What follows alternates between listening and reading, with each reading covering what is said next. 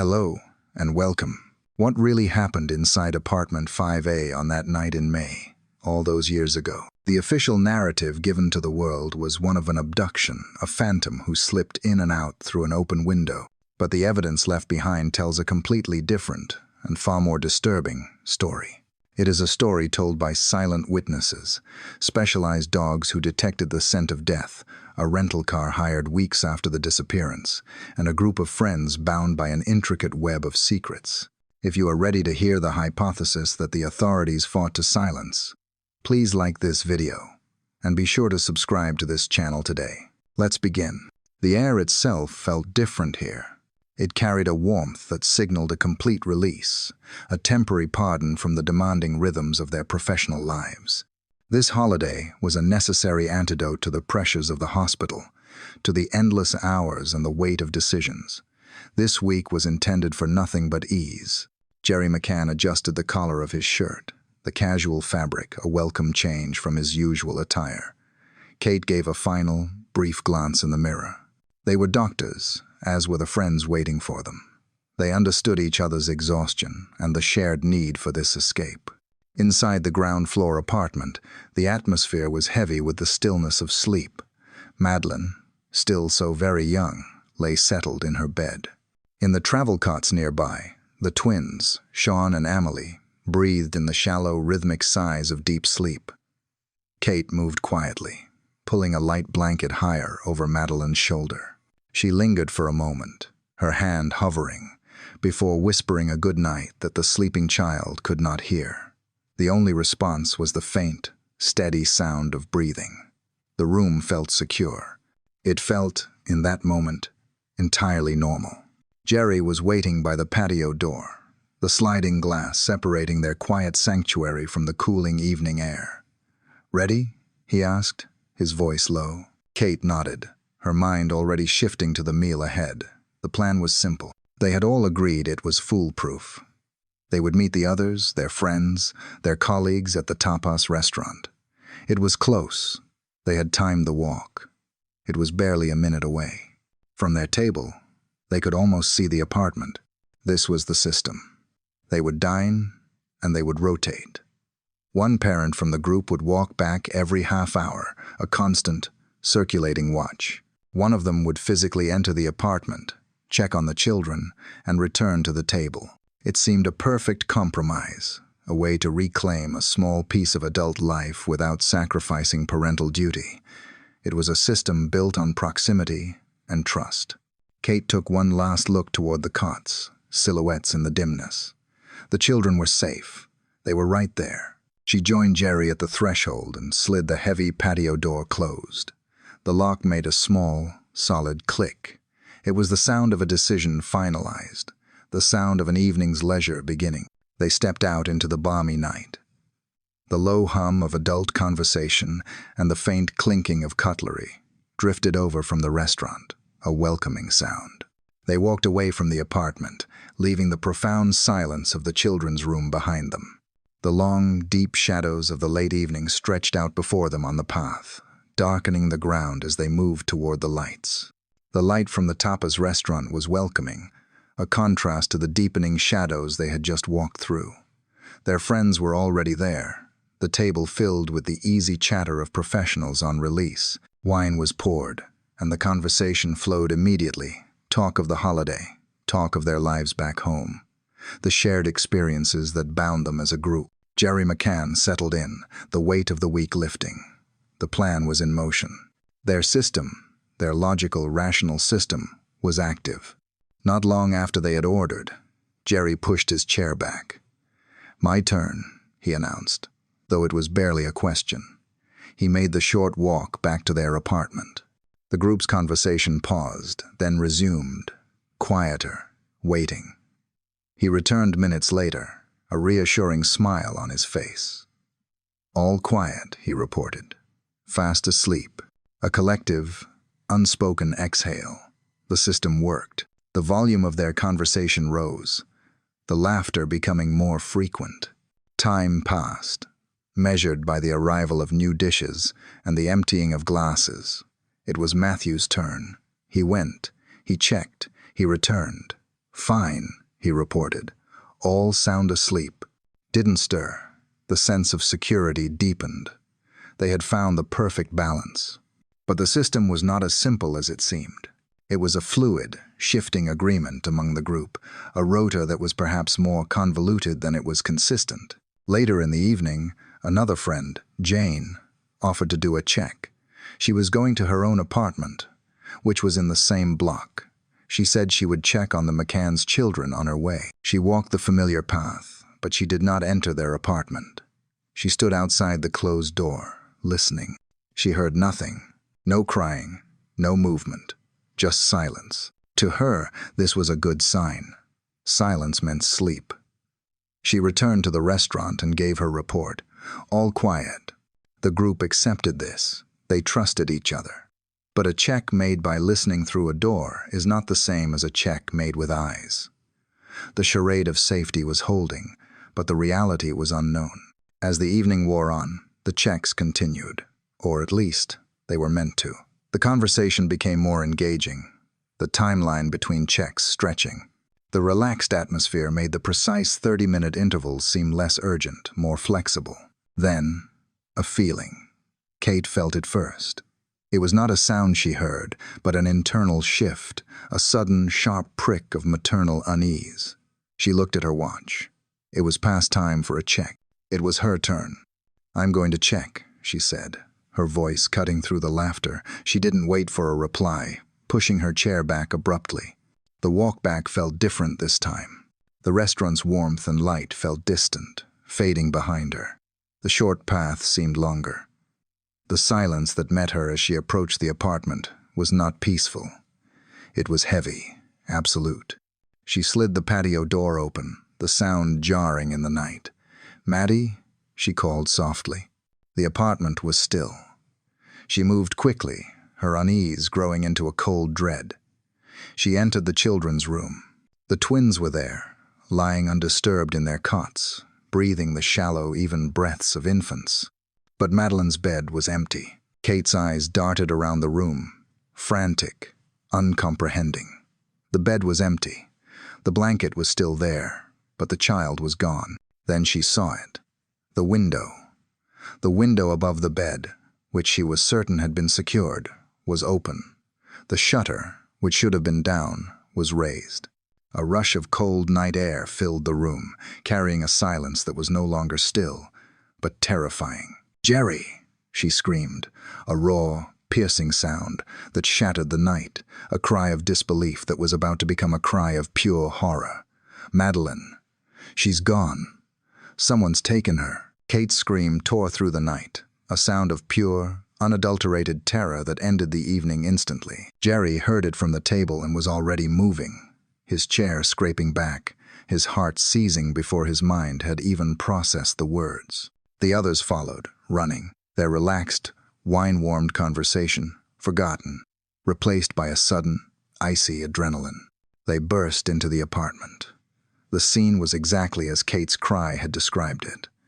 The air in the room was cold, the window was open, and the bed was empty. "She's gone," Kate was repeating, the words mechanical, her voice hollow with a disbelief that was rapidly hardening into horror. "Gerry, she's gone." Chaos erupted. It was immediate and absolute. Gerry ran out, shouting her name into the darkness.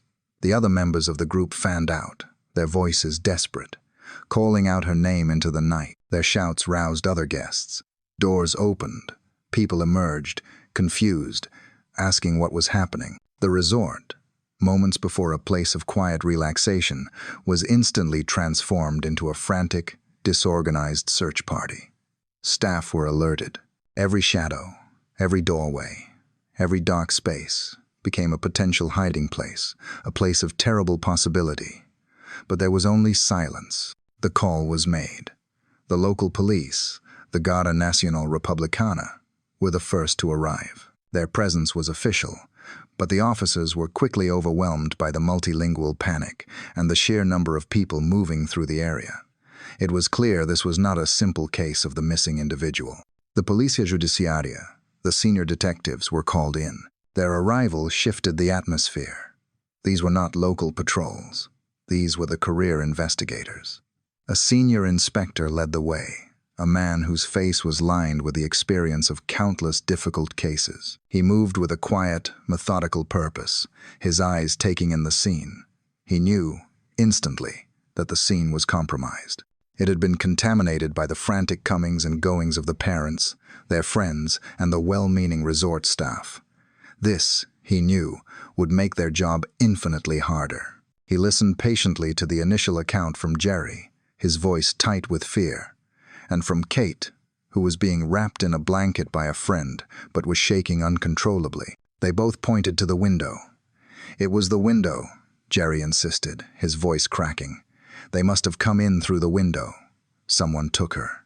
The inspector nodded, his expression unreadable. He moved past them, toward the children's bedroom. He stood before the open window for a long time. He examined the frame. He examined the raised shutter. His fingers, trained by years of observation, lightly traced the white paint of the window frame. He found no scuffs, no scratches, no fibers. He looked at the exterior shutter, a rolling blind. They said it had been forced open. He studied the mechanism. To raise that shutter from the outside would require significant leverage. It would make noise. It would almost certainly leave marks, perhaps chips in the material or bends in the slats from the tool used. He found none. He stepped back, replaying the scenario in his mind. An intruder, a stranger, targets this specific ground-floor apartment. This intruder manages to open the heavy, noisy shutter without alerting anyone. He then slides the window.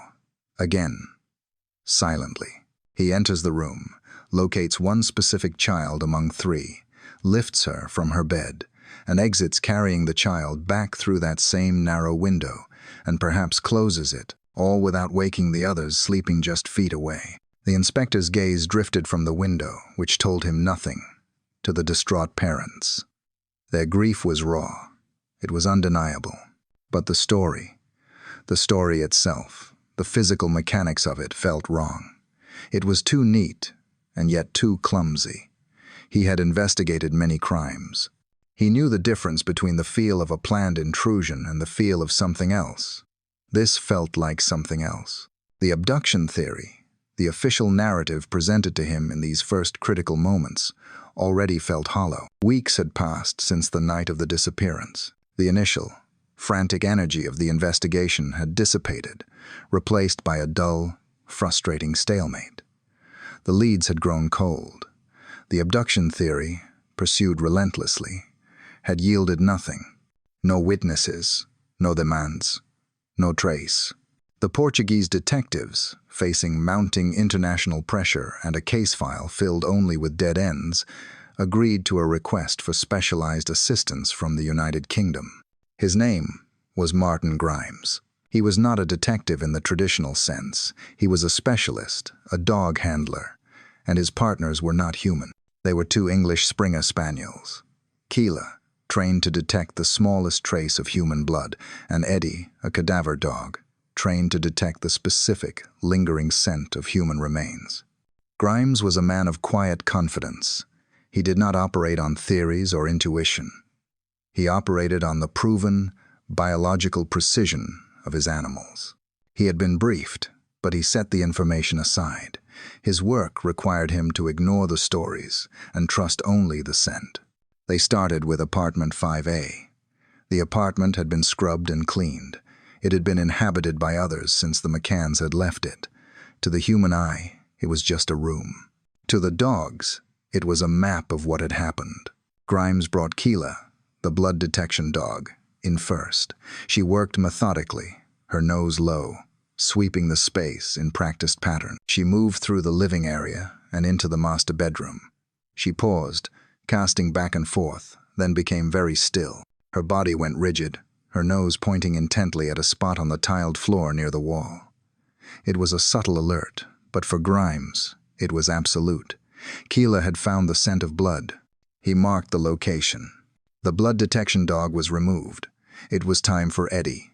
Eddie was brought in blind, meaning he had no cues from the previous search. His specialization was different, and his alert was more pronounced.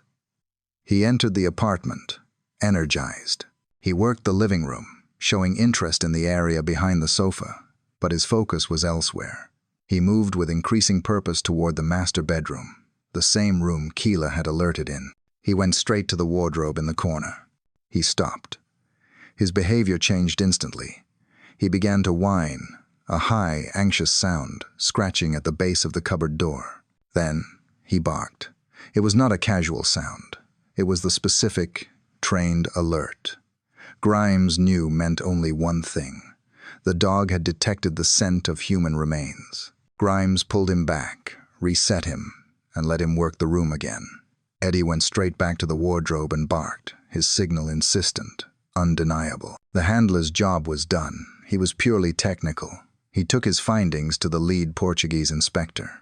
The report was concise and devastating. Inside the very apartment from which Madeleine McCann was supposedly taken alive, his dogs had given positive, separate, and conclusive alerts for both human blood and the scent of death. The abduction narrative, already strained, was now facing a direct scientific contradiction. The evidence of the unseen, the evidence that could not be washed away, had just surfaced. The inspector now possessed a terrible secret. The apartment itself was suggesting a completely different and far darker story. The findings in apartment 5A had sent a silent shockwave through the Portuguese investigation. The alerts from Eddie and Keela were precise, scientific, and terrifying. They were data points that did not fit the abduction narrative. The senior inspector, a man who trusted facts over theories, knew the work was not finished. The dogs were a resource, and they had to be used thoroughly. He gave the order to expand the search. They would test the McCann's current environment, the new apartment they had moved to, their personal effects, and the vehicle they were using. The car was a silver Renault Scenic. It was a simple rental vehicle, unremarkable in every way, save for one critical, unassailable fact.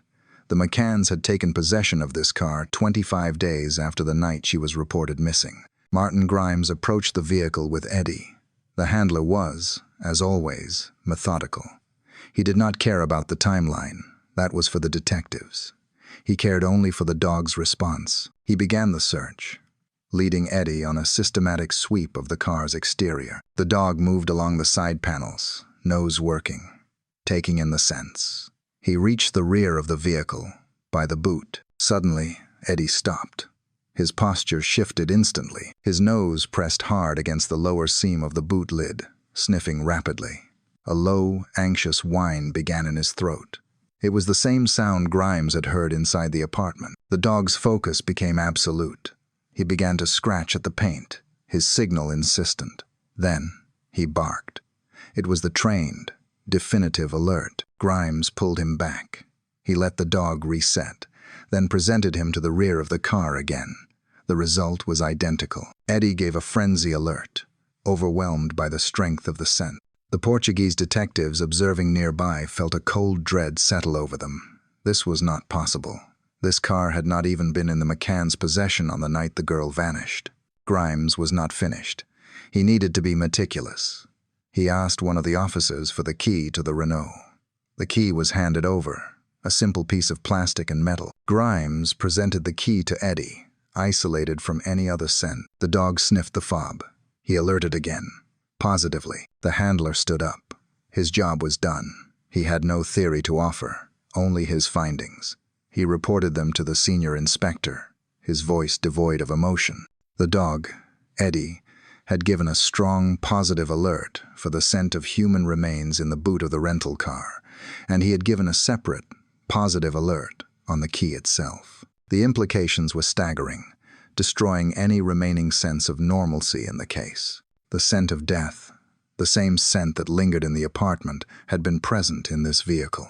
The only way that could be possible, the only way the scent could have entered a car rented after the disappearance, was if Madeleine's remains had been moved, at a later date, using this exact car.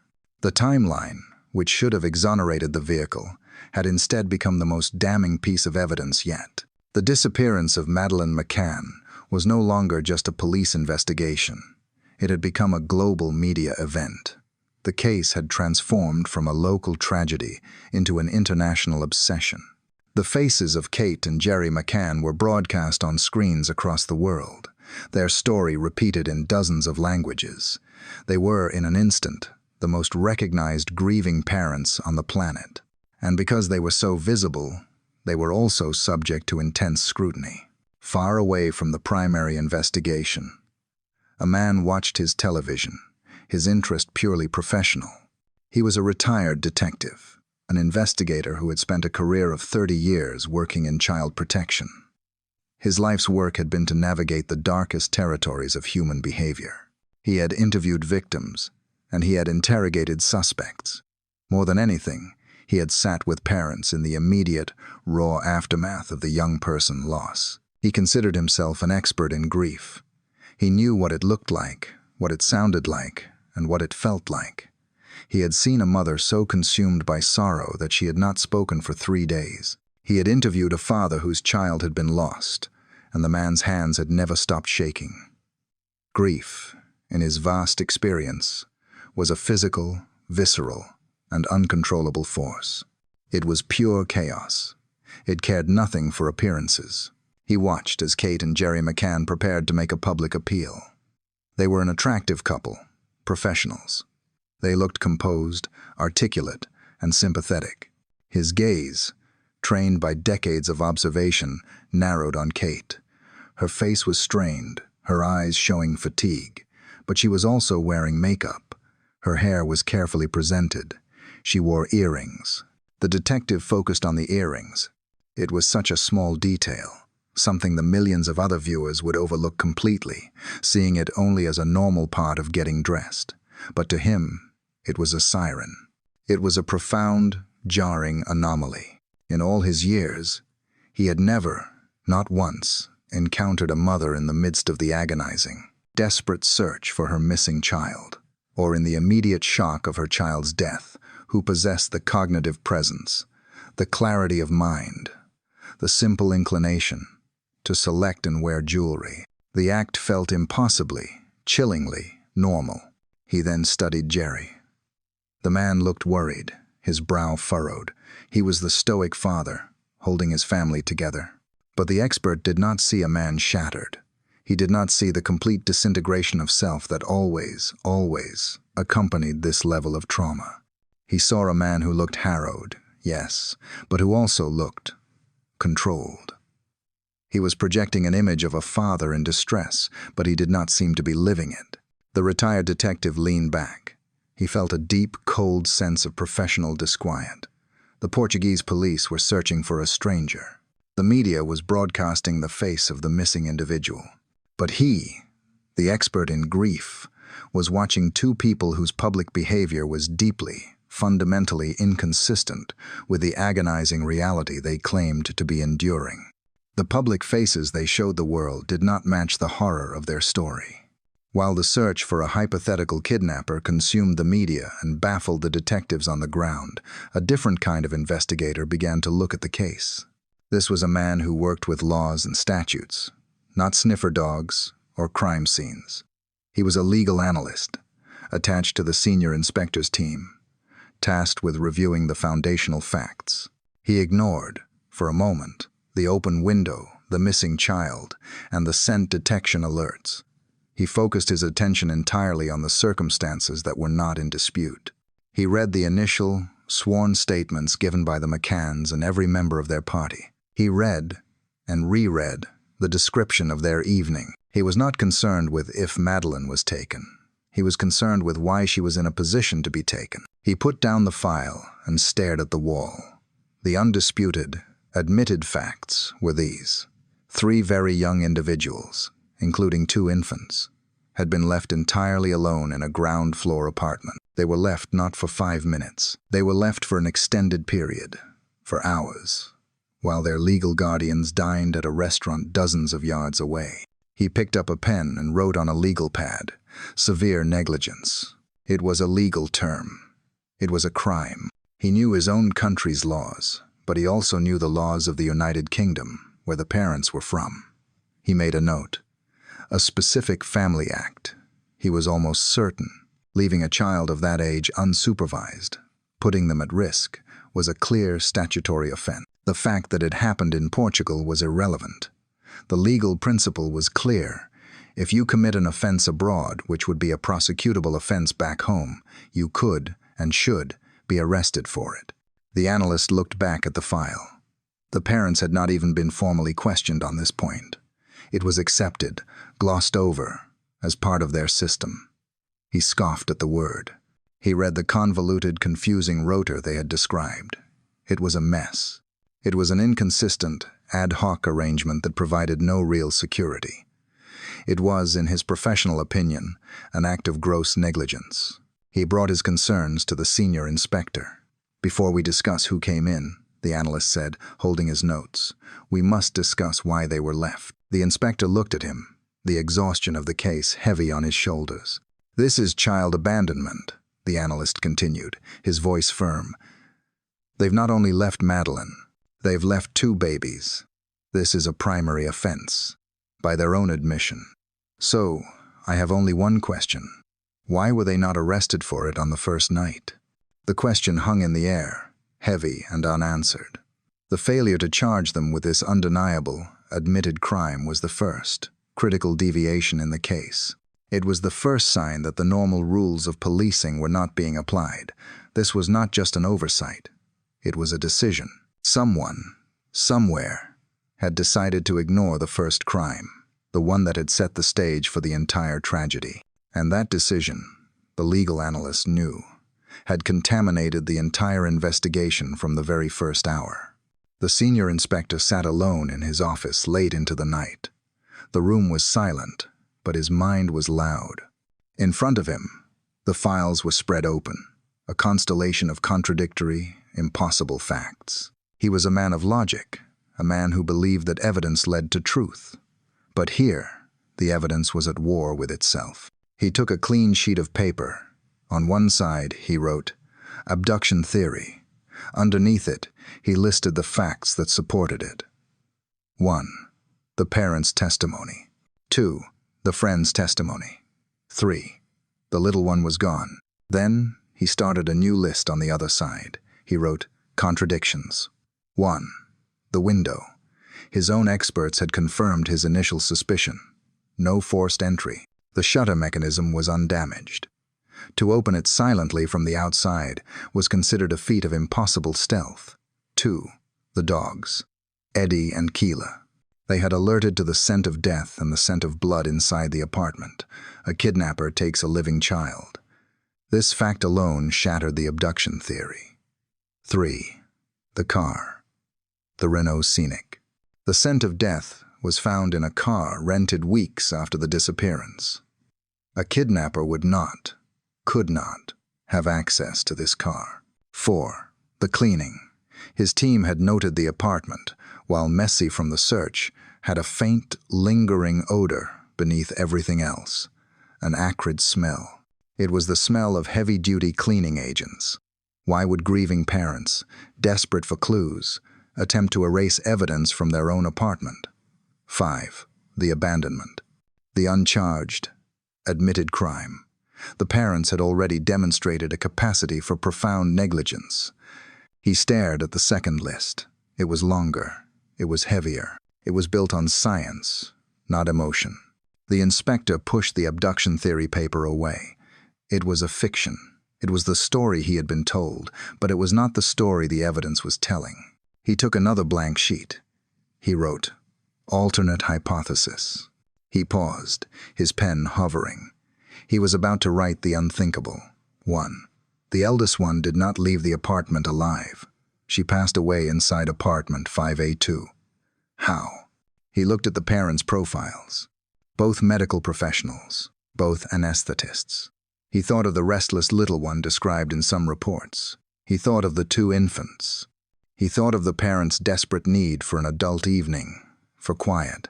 He wrote, "An accidental dose? A dose given to help her sleep. A dose that was tragically, fatally, too strong." Or, he considered, perhaps she woke up, disoriented, in the dark room. She tried to find her parents. She tried to climb, perhaps at that very window, to see them. She fell. She became trapped. He wrote, A tragic accident? 3. The reaction. He wrote one word: panic. Not the panic of a kidnapping, but the cold, stomach-dropping panic of realization. The realization of their negligence, the child abandonment, now compounded by a fatal accident. Their careers, their lives, their other children, all of it would be over. 4. The decision. Not to call for help, but to create a story, to build a narrative. 5. The cover-up. This explained everything. The group of friends, bound by their shared negligence, helping to stage the scene. The open window not forced from the outside, but staged from the inside. The chaotic, contaminated crime scene, a perfect distraction. The cleaning of the apartment, an attempt to erase the primary location. 6. The car. The final, horrifying piece. They had hidden the body, temporarily, but it could not stay. Weeks later, when the initial scrutiny had died down, they had moved her. They had used their new rental car, believing they were safe. They had transferred the scent. The inspector put down his pen. His hands were shaking, just slightly. The second hypothesis was monstrous. It was deeply disturbing. But unlike the abduction story, it was not at war with the facts. It was the only theory that connected every single piece of evidence. The window, the dogs, the cleaning, and the impossible scent in the car. It was a terrible, logical sequence. He was no longer hunting for a kidnapper. He was now investigating a cover-up. The senior inspector was now operating in a different reality. The alternate hypothesis had reframed every aspect of the case. He was no longer looking for a phantom. He was, he believed, investigating the anatomy of a lie, a desperate act of concealment performed by a close-knit group of educated professionals. He had authorized a deeper review of everyone involved, not just the McCanns, but every friend present at that tapas table. It was in this new phase of the investigation that a new file landed on his desk. It was not a report from his own men. It had been forwarded, reluctantly, by the British authorities. It was a transcript of a peripheral interview, a statement taken from a woman who knew the McCanns and their circle back in England. The statement was from a woman who knew the circle. He read the file, his initial lack of interest quickly turning into a cold, focused attention. The Gasper statement was not about the night of the disappearance. It was about the time before. It was about the dynamics of the group. The woman claimed to have knowledge of the McCann's colleague, another medical professional, a man named Dr. Payne. This Dr. Payne, she stated, was a friend of Gerry's, and he was also part of the holiday group. The inspector scanned the report, looking for the relevant detail. He found it. The Gasper woman recounted a conversation she had where Dr. Payne was present. She detailed, with visible discomfort in the transcript, Dr. Payne's behavior. She alleged that he had spoken about Madeleine, but his comments were not the casual, fond remarks of a family friend. She described them as odd and unsettling. The inspector read on, his unease growing. The statement detailed how Dr. Payne had allegedly made comments about the little girl. The woman then described his gestures, hand movements, and bodily expressions she did not fully understand at the time, but which, in hindsight, made her feel profoundly disturbed. She described a conversation that was, in her words, highly inappropriate to be had in reference to a small child. The inspector put the file down. This was a new, dark, and entirely unexpected thread. His hypothesis, the accidental death, the panic, the cover-up, was built on a foundation of negligence and fear of professional ruin. It was a terrible, but understandable, human failing. This was something else. This statement introduced a new element. It was not negligence. It was something far more sinister. The Gasper statement was alleging that one of the members of the tapas group, one of the men who had been at that table, who had been part of the convoluted checking system, harbored an unhealthy, distorted, and inappropriate fixation. A new, sickening possibility began to form in the inspector's mind. What if the cover-up was not just about hiding an accidental death? What if there were multiple, terrible secrets being concealed? The failure to charge them for child abandonment had seemed like special treatment. The cover-up of an accident seemed like panic. But if the Gasper statement was true, If there was an individual with a dark appetite inside the group, then the silence, the obfuscation, and the shared story were no longer just a panicked reaction. It was a conspiracy of protection. The case had just become infinitely darker. The senior inspector's alternate hypothesis was strong, supported by the physical evidence from the dogs and the gaping holes in the abduction theory. But the Gasper statement had introduced a new, disturbing psychological element. He now understood that he was not just investigating a panicked reaction. He was potentially dealing with a complex web of secrets.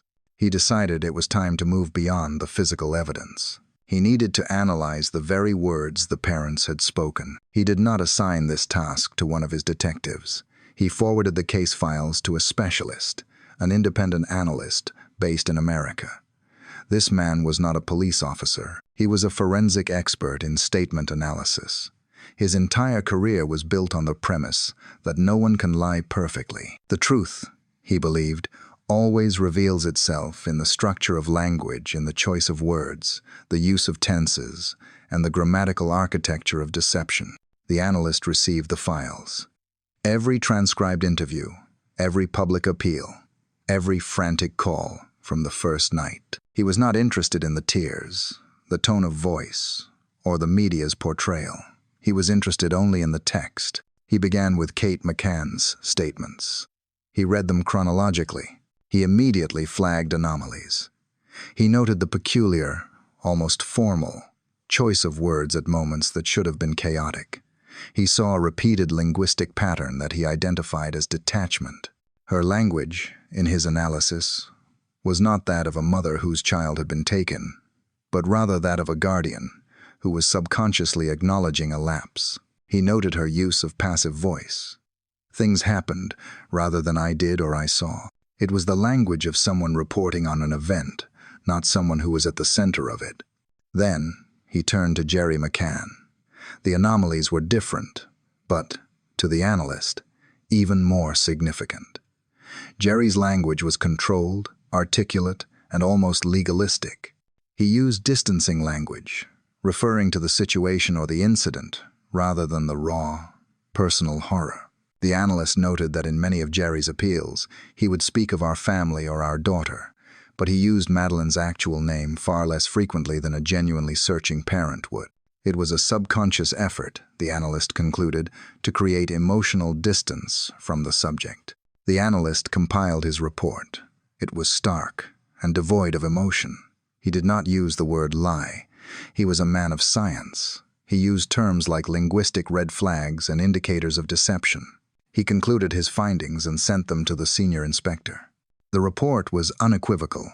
The subject's statements, he wrote, when analyzed against standardized databases of known, truthful victims, show profound and multiple deviations.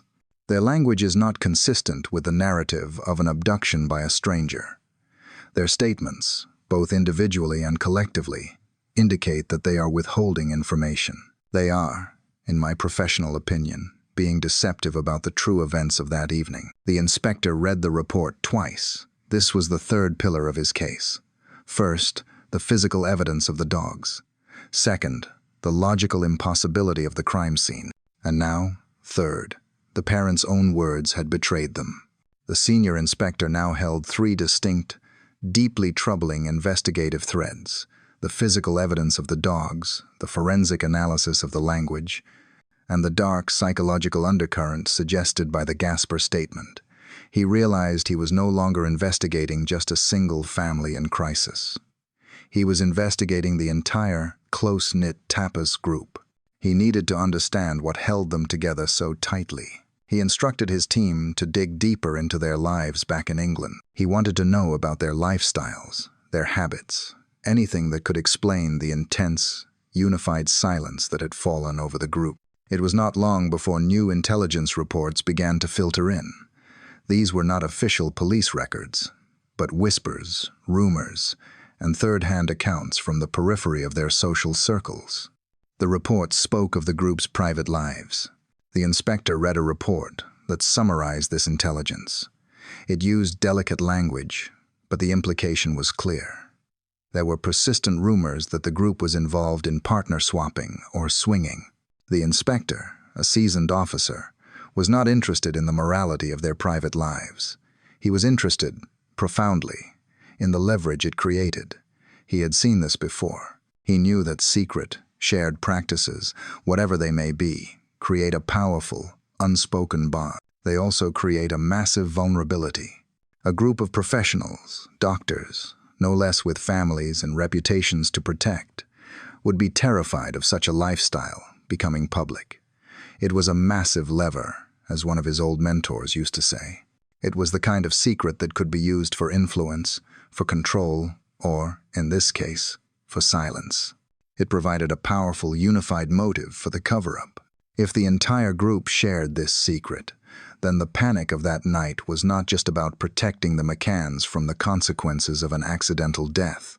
It was about protecting the entire group from total social and professional ruin. If one person cracked, the entire edifice would collapse. They were bound not just by friendship, but by mutual, assured destruction. Then, the inspector read a second, strange detail that had been confirmed by several members of the group in their initial, unguarded statements.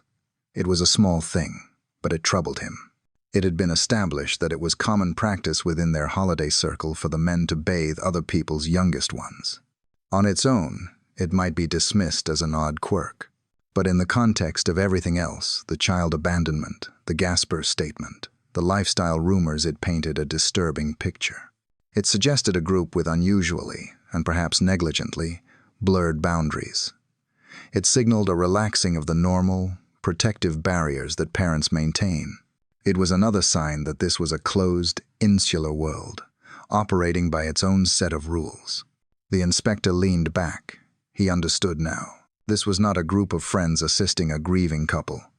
This was a sealed system, a conspiracy of silence built on multiple, layered secrets. The abduction story was the wall they had all built, not just to hide a tragedy, but to protect the complex, vulnerable lives concealed behind it. Time had passed, and the case, while still officially open, was trapped in a state of suspended animation. The senior inspector's alternate hypothesis file was thick with reports from the dog handler, the statement analyst, and the intelligence analysts. But it remained a private, internal document. The official investigation, the one the public saw, was still searching for a phantom. Then, Kate McCann published her book. It was an immediate, international event. The book was her account, her truth, a plea to the world to keep searching for her daughter. It was also, the inspector knew, a meticulously crafted public statement. He and his legal analyst acquired copies immediately. They did not read it as a memoir. They read it as a piece of evidence, a multi-hundred-page extension of the interviews they had already analyzed. They were hunting for the same thing, anomalies. It was the legal analyst who found it first. He came into the inspector's office, the book in his hand, his face a mask of professional confusion. He did not sit down. He simply opened the book to a marked page. "Inspector," he said, his voice quiet, "you need to read this passage." The inspector took the book. The analyst had highlighted a small section. The inspector read it. He read it again, and then a third time, believing he must be misunderstanding the words. In a book about a missing child, a book meant to galvanize the world, the mother had included a passage describing her daughter. But the description was not about her laugh, or her favorite toy, or a cherished memory. It was an awful and strange reference, as the analyst later called it, a clinical and unsettling comment about her daughter's physical attributes. The inspector closed the book, his mind reeling. He was a policeman.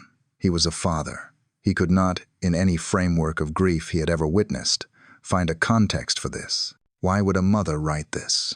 Why would her advisors, her editors, her husband allow this to be published? It was a detail so profoundly odd, so disconnected from the expected narrative of a grieving parent, that it felt like a code he could not decipher. He thought back to the retired detective, the man who had analyzed Kate's appearance on television. He thought of the statement analysts' report on their deceptive language. He thought of the Gasper statement's dark undertones. This passage seemed to be the linguistic nexus of all those things. He later discussed it with a family services expert. The expert's reaction was immediate and stark. "That is an alarm bell," the expert stated, his voice flat. "That is not the language of trauma. It's a complete and total emotional disconnect. You are associating your child with a physical attribute that has no place in this context. It is, in my professional opinion, one of the single most alarming details in the entire case." The book, which was intended to be a weapon for their cause, had become something else entirely. For the inspector, it was a confession, not of a crime, but of a mindset. It was a window into a thought process that was so abnormal, so unsettling, that it reinforced his darkest hypothesis, that the truth of what happened in that apartment was far stranger and more complex than anyone could possibly imagine. The senior inspector's investigation, built on the scientific evidence of the dogs and the forensic analysis of the parents' own words, had reached its logical conclusion. The evidence did not point to a stranger. It pointed, consistently and relentlessly, back to the apartment and the group. He followed procedure. He formally declared both Kate and Gerry McCann arguidos. It was a legal term. It was not a charge. It was not an accusation of guilt. It was a formal designation that they were no longer simply witnesses. They were now official suspects in the disappearance of their daughter. This status granted them legal protections, but it also, for the first in time, officially acknowledged the alternate hypothesis. The Portuguese investigation was now focused on parental involvement and a cover-up, but just as the inspector and his team began to apply this new formal pressure, an outside force intervened. The intervention was not subtle. It was massive, political, and immediate. The British government, which had thus far been offering assistance, now took a far more active role. A new, high-profile British investigation was announced. It was given a sterile, official-sounding name: Operation Grange. The senior inspector was stunned, not by the existence of the operation, but by its scale. The resources allocated were staggering, millions of pounds. A large, dedicated team of senior detectives. It was an operational budget that dwarfed his own entire department's annual funding. All of this, he noted, was being deployed for a single case in a foreign, sovereign nation, where a comprehensive investigation was already underway. The two forces collided, and the clash was immediate. The Portuguese team, led by the inspector, presented their findings. They laid out the timeline. They presented the meticulous reports from the British dog handler. They emphasized the alerts in the apartment and, most critically, the impossible-to-explain alert in the car, rented 25 days after the disappearance. They presented the forensic language analysis. They were met with a polite but firm institutional wall. The British team, it became clear, was not there to review the Portuguese findings. They were not interested in the alternate hypothesis. They had arrived with a single, unchangeable mandate: to investigate the abduction theory. The inspector watched in disbelief as they dismissed the dog alerts. He saw them ignore the scientific evidence in the car. They were pursuing, with their vast budget, the very phantom that his own evidence had proven, to his satisfaction, did not exist. His investigation was bullied, as he later described it. He was sidelined. The narrative was seized. The Portuguese police, who had followed the evidence, were now painted as incompetent, their logical conclusions dismissed as baseless theories. Far away, the retired child protection expert, the man who had noted the earrings, watched this development with a cynical, practiced eye. He saw the media reports of the British detectives. He heard about the endless funding. He called it a jolly out. He knew the grim, underfunded reality of child protection. He knew that the average missing person case received, perhaps, a few £1,000s of resources. This operation, with its millions, was not a normal investigation. It was a spectacle. It was a well-funded excursion. The stark contrast between the resources poured into this single, high-profile case and the crumbs left for countless other missing children was, to him, the final proof. This was not about finding a child. This was about managing a narrative. The senior inspector was now a stranger in his own investigation. The case files, once his sole domain, were now being duplicated and scrutinized by Operation Grange. The corridors of his own station felt different, tense with the presence of foreign officers who were polite, professional, and utterly dismissive of his work. The alternate hypothesis, the file thick with dog reports, language analysis, and logical deduction, was now irrelevant. The official narrative, backed by millions of pounds and the full force of the British state, had been reset to day one. They were hunting for an abductor. This absolute systematic dismantling of his investigation left the inspector with one agonizing question. Why? It was not a question of evidence. He had the evidence. It was a question of power. Why this couple? Why this case? In his long career, he had seen dozens of tragic cases involving foreign nationals. None had ever received this level of intervention. This was not normal procedure. This was an anomaly of influence. He tasked his analyst, the man who had looked into the abandonment charge, with one final, quiet assignment. "I do not want to know who they are," the inspector instructed, his voice low. "I want to know who they know." The analyst understood. He began to map the McCann's social and professional networks. The report that came back was not a criminal profile. It was a diagram of influence. These were not just two doctors. They were part of an established, educated, and affluent class. They were connected people, as the analyst termed it. And then he found the specific link. It was not just general, high-status connectivity. It was a direct and tangible political tie. The analyst uncovered that Gerry McCann had connections, through his past, that led remarkably close to the very top of the British government. A name was mentioned, a name the inspector recognized, not as a politician, but as with a direct link to the Prime Minister. The report noted that this individual and the McCanns had moved in the same circles. The inspector finally understood. The cold, sick realization settled over him. He was not just a detective investigating a crime.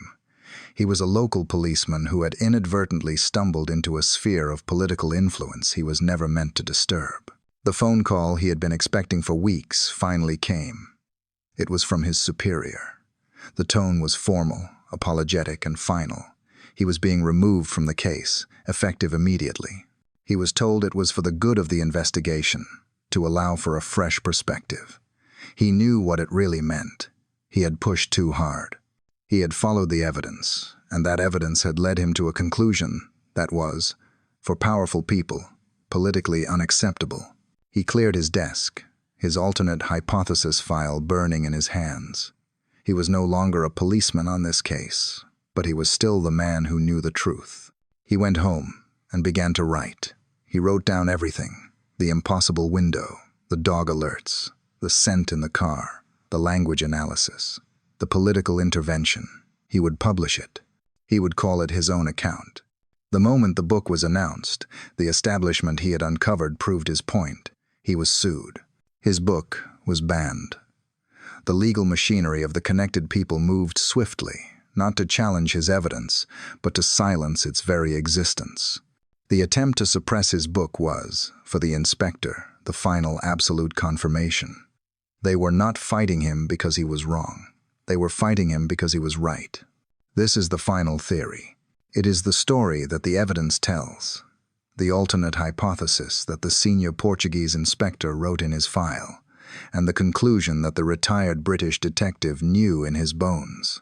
It is the only narrative that fits every single contradictory fact. It did not begin with a stranger. It began with the silence of the apartment, the child abandonment, and a terrible, tragic accident.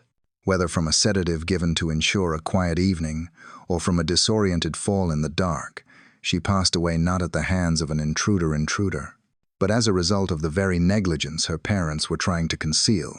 The panic that followed, the scream in the night, was real, but it was not the panic of discovery. It was the panic of consequence.